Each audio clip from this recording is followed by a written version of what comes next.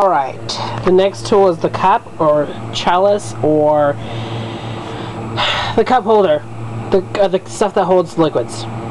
Anyways, I'm very well informed that my chalices are very tarnished, but I'm going to take it to a buffer and I'm going to at least buff it out, get rid of all these little specks of like waters and stuff like that. But I just want to show that mine are really used. I got this from a friend,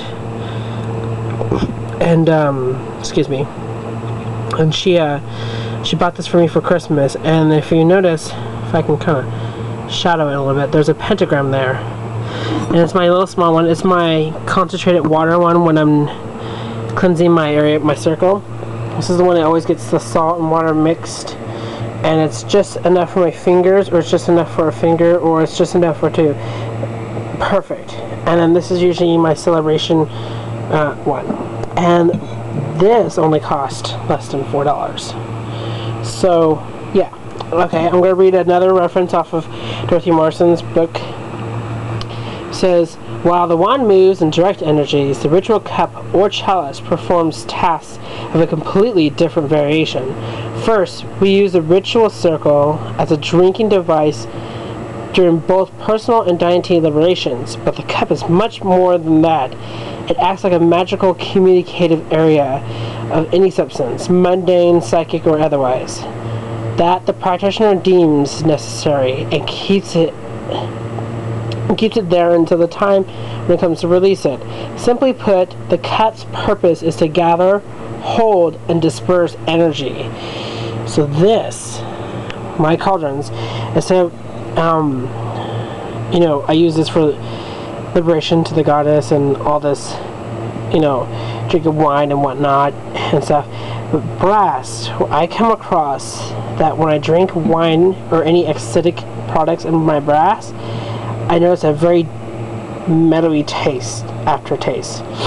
So anything that goes in here is only water, and I make sure it's very clean in here. I make sure that the cleaning product is gone from here, basically, and I make sure I wash it right after I'm done if I get a chance to.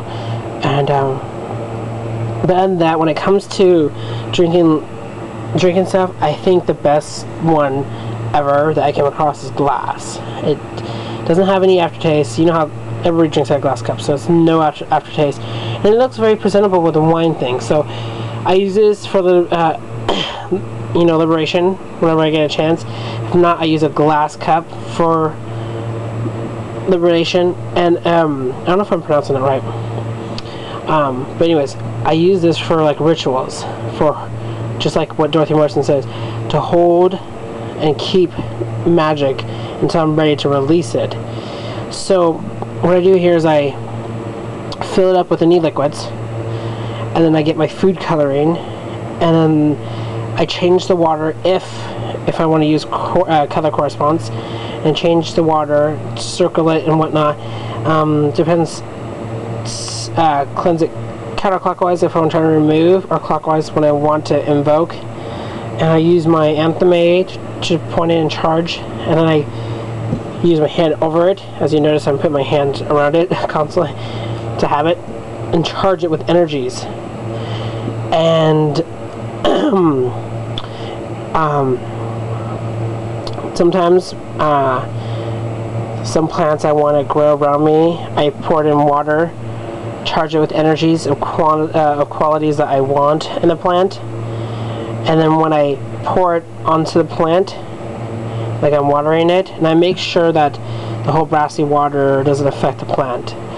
I charge the plant with a certain certain trait that I want, and then when that plant finally grows and it's time to crop whatever off of it that I need, or harvest anything off of it, I take it and then I use it for that specific plant. So it's a long process of a certain trait that I want. So I usually use protectiveness and clearing or cleansing. I've been using these two for certain plants of mine. But yeah, just want to show you can concentrate it, just make sure it's clean. You can use anything for a chalice. You can use a jar, you can use anything that holds and contains water as a drinking, utensil type thing. So concentrating is really easy and whatnot. So the next tool would be pentacle and of that sort. So yeah.